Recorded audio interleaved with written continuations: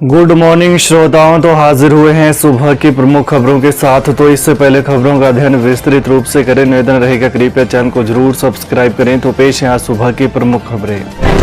दिन में गर्मी छुड़ा रही पसीने, सुबह शाम ठंडक का एहसास, जाने कब होगी मानसून की विदाई।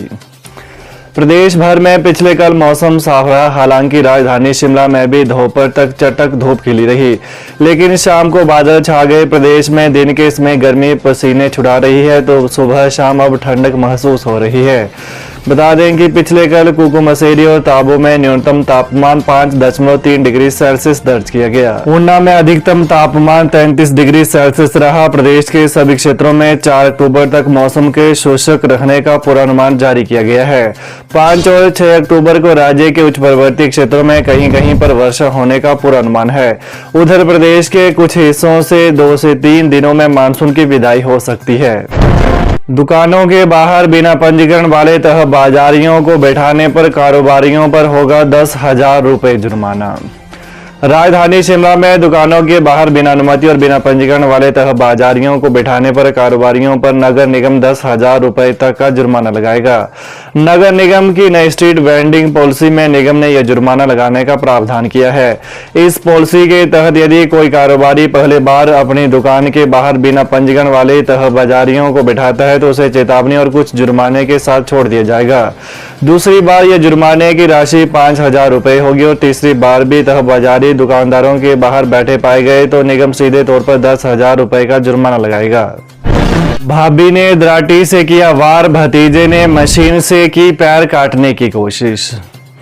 कुमारसैन पुलिस थाना के तहत भाभी ने अपने जेठ पर दराटी से वार किया, जबकि भतीजे ने घास काटने की मशीन चलाकर उसके पैर काटने की कोशिश की। पीड़ित ने सिर्फ उन्हें घास काटने से मना किया था और अब उसने पुलिस में मामला दर्ज करवाया है। पुलिस में दर्ज रिपोर्ट में प्रकाश सिंह 82 वर्षीय पुत्र स्वर्गीय दुर्गा सिंह निवासी गांव घाटी डाकघर फरल तहसील कुमारसैन ने बताया कि वो अपने खेत में काम करने गया था, जो कि घाटी गांव के साथ सटा हुआ है। जब वो अपने खेत में मौजूद था तो उसने देखा कि उसके छोटे भाई की पत्नी शक्ति देवी और उसके भाई का बेटा कृत घास काटने वाली मशीन के साथ उसके खेत में घास काट रहे थे। उसने उन दोनों को घास काटने से रोका और कहा कि पहले इस जमीन को ठीक से बांट लो। इस पर उसके भाई के बेटे कृतक ने उसे जान से मारने की धमकी दी और दोनों माँ बेटे ने उसे वहां से भाग जाने को कहा। जब उसने फिर घास काटने से मना किया तो कृतक ने हाथ में घास काटने वाली मशीन चलाकर उसके पैर काटने की कोशिश की, जिसमें वो घायल हो गया। उसके भाई की पत्नी शक्ति देवी ने पीछे से उसके कंधे पर दराटी से हमला कर दिया, जिससे उसे चोटें आई हैं। पुलिस ने मामला दर्ज कर जांच शुरू कर दी है। शिक्षा विभाग में 327 क्लर्क और कनिष्ठ सहायक वरिष्ठ सहायक के पद पर पदोन्नति आदेश जारी। शिक्षा विभाग में 327 क्लर्क और कनिष्ठ सहायकों को वरिष्ठ सहायक के पद पर पदोन्नति दी गई है। पिछले कल उच्च शिक्षा विभाग के निदेशक की ओर से इस संबंध में आदेश जारी कर दिए गए। इस दौरान इन्हें पदोन्नति के साथ नए स्टेशन पर भी स्थानांतरित किया गया है। विभाग ने इन्हें 5 दिन में नए स्टेशन पर ज्वाइन करने को कहा है। कांस्टेबल नहीं, अब कमांडो भर्ती करेगी हिमाचल पुलिस, भरे जाएंगे इतने पद। हिमाचल पुलिस में भर्ती इस बार कांस्टेबल के रूप में नहीं बल्कि कमांडो फोर्स के तौर पर की जाएगी। इस कमांडो फोर्स को ड्रग्स के खिलाफ भी इस्तेमाल किया जाएगा। भर्ती का विज्ञापन जारी करने से पहले पुलिस मुख्यालय ने इसका नोमेनक्लेचर यानी नाम बदलने का आग्रह लोक सेवा आयोग से किया था। इस प्रक्रिया को पुलिस मुख्यालय ने लगभग पूरा कर लिया है, इसलिए अब नवरात्र में लोक सेवा आयोग भर्ती का विज्ञापन जारी करने वाला है। वहीं कमांडो फोर्स के नाम पर करीब 1256 पदों को भरा जाएगा। लोक सेवा आयोग भर्ती पहली बार कर रहा है। चूंकि इसमें आवेदन लाखों होते हैं, इसलिए नेशनल इंफॉर्मेटिक्स सेंटर यानी NIC के माध्यम से एक सॉफ्टवेयर बनाया गया है। इस सॉफ्टवेयर का ट्रायल पूरा हो गया है, इसी के माध्यम से आवेदन भरे जाएंगे। पुलिस भर्ती का यह मामला करीब 1 साल से उलझा हुआ है। पहले पुलिस खुद भर्ती करती थी, लेकिन पिछली भर्ती में मामला CBI तक जाने के बाद पुलिस मुख्यालय ने इस बार इनकार कर दिया था। HRTC सर्वे में खुलासा, हर रोज 50 लाख रुपए का अनुदान। एक महीने तक प्रदेश पथ परिवहन निगम ने अपनी बसों में यात्रा करने वाले यात्रियों को लेकर सर्वेक्षण किया है। महिलाओं, पुलिस कर्मचारी, छात्र वर्ग के अलावा दिव्यांगजनों और ग्रीन कार्ड व अन्य रियायती श्रेणियों को जो रियायतें बस में दी जाती हैं, उस पर रोजाना 45 से 50 लाख रुपए का अनुदान दिया जा रहा है। केवल रविवार के दिन इसमें कमी आती है। बता दें कि परिवहन निगम ने उन श्रेणियों का भी इसमें हिसाब लगाया है जिनसे सरकार पैसे नहीं लेती है और उनको मुफ्त यात्रा की सुविधा प्रदान की जा रही है। इनको जीरो वैल्यू का टिकट पिछले एक महीने से बस में दिया जा रहा है। वहीं पुलिस कर्मचारियों को भी इस तरह का टिकट दिया जाता है। उनका भी आकलन हुआ है। मासिक सब्सिडी की बात करें तो यह लगभग 15 करोड़ रुपए की बनती है। रविवार के दिन इन सभी श्रेणियों के यात्रियों की आमद बसों में कम रहती है। बनीखेत में बैंक में करोड़ों का घोटाला। बनीखेत में एक नेशनल बैंक शाखा में कार्यरत कर्मचारी द्वारा ऋण खातों में करोड़ों रुपए के गड़बड़ जाले की आशंका के चलते ग्राहकों में हड़कंप मच गया है। इस गड़बड़ जाले में संबंधित बैंक कर्मचारी द्वारा करोड़ों रुपए की राशि अपने निजी व रिश्तेदारों के खाते में ट्रांसफर करने की बात सामने आई है।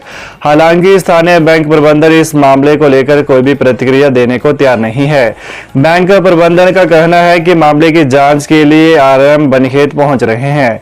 इस मामले को लेकर वो भी आधिकारिक तौर पर बयान देने के लिए अधिकृत हैं। सूत्रों से मिली जानकारी के अनुसार बनीखेत बैंक शाखा में कार्यरत कर्मचारी ने ग्राहकों के ऋण खातों से करोड़ों रुपए की राशि डकार ली है। प्रदेश में कल ग्राम सभा के लिए 9 एजेंडा तय। मनरेगा और स्वच्छता पर भी होगी चर्चा। प्रदेश में 2 अक्टूबर का आयोजित की जाने वाली ग्राम सभा के लिए 9 एजेंडे तय किए गए हैं। प्रदेश की 3615 पंचायतों में 2 अक्टूबर को ग्राम सभा का आयोजन किया जाएगा। ग्राम सभा में पंचायत प्रधान, उप प्रधान और पंचायत प्रतिनिधि भी भाग लेंगे। ग्राम सभा का फाइनल एजेंडा आ गया है, लेकिन इस बार की ग्राम सभा में 1500 के फॉर्म के सत्यापन का एजेंडा शामिल नहीं किया गया है। प्रदेश की पंचायतों में 2 अक्टूबर को आयोजित की जाने वाली ग्राम सभा में अंतर्राष्ट्रीय आपदा जोखिम न्यूनीकरण दिवस, समर्थ वाटरशेड, स्वच्छ भारत मिशन, ग्रामीण जन योजना अभियान, मनरेगा, स्वच्छता पखवाड़ा, नशा मुक्ति अभियान, एड्स के बारे में जागरूकता अभियान समेत 9 एजेंडे शामिल किए गए हैं। 2 अक्टूबर को आयोजित की जाने वाली ग्राम सभा में पानी के बिलों के अलावा मनरेगा, शेल्फ, स्वच्छता पखवाड़ा, नशा मुक्ति अभियान और एड्स के बारे में लोगों को जागरूक किया जाएगा। बिजली बोर्ड के पावर इंजीनियर नाराज। हिमाचल प्रदेश बिजली बोर्ड लिमिटेड के पावर इंजीनियर नाराज हैं और इन्होंने कहा है कि बिजली बोर्ड को प्रयोगशाला न बनाई जाए। पावर इंजीनियर एसोसिएशन की कार्यकारी समिति की बैठक में कई मुद्दों पर चर्चा की गई। खासकर कैबिनेट सब कमेटी के सामने जो मामले आए हैं, उन पर बोर्ड की तरफ से जो सुझाव दिए गए हैं, उनको लेकर विरोध जताया गया है। सब कमेटी ने सोशल मीडिया में कुछ बातें कही हैं जिनको लेकर पावर इंजीनियरों ने अपनी नाराजगी जाहिर की है। पावर इंजीनियर एसोसिएशन की बैठक अध्यक्ष लोकेश ठाकुर की अध्यक्षता में हुई, जिसमें विभिन्न मुद्दों पर चर्चा की गई। इसमें मुख्यतः अभियंताओं की रुकी हुई पदोन्नति का मामला उठा, क्योंकि लंबे समय से प्रमोशन नहीं हो रही है और ये चैनल पूरी तरह से रुक चुका है। इसके अलावा सरकार द्वारा गठित उप समिति की प्रथम बैठक को लेकर चर्चा की गई। खुशखबरी, आर्थिक स्थिति सुधारने की दिशा में सुखू सरकार 400 करोड़ के लिए उठाया बड़ा कदम। हिमाचल सरकार ने राज्य में औद्योगिक वृद्धि को प्रोत्साहित करने के लिए सुधारवादी कदम उठाने की शुरुआत की है, जिसके तहत प्रत्येक सुधार करने पर सरकार को 100 करोड़ रुपए की धनराशि वित्तीय सहायता के तौर पर प्राप्त होंगे।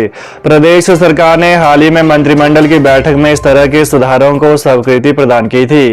देश के उत्तर पूर्वी राज्यों को प्रत्येक सुधार के लिए 200 करोड़ रुपए की सहायता धनराशि का प्रावधान किया गया है, जबकि अन्य राज्यों को प्रत्येक सुधार के लिए 100 करोड़ रुपए मिलेंगे। संबंध में वित्त मंत्रालय के विभाग के सचिव डॉक्टर मनोहर गोविल की ओर से मुख्य सचिव प्रबोध सक्सेना को पत्र लिखा गया था। तो ये नहीं आज सुबह की ताजा खबरें। तो हिमाचल प्रदेश की ताजा खबरों को जानने के लिए कृपया चैनल को अभी सब्सक्राइब करें। धन्यवाद।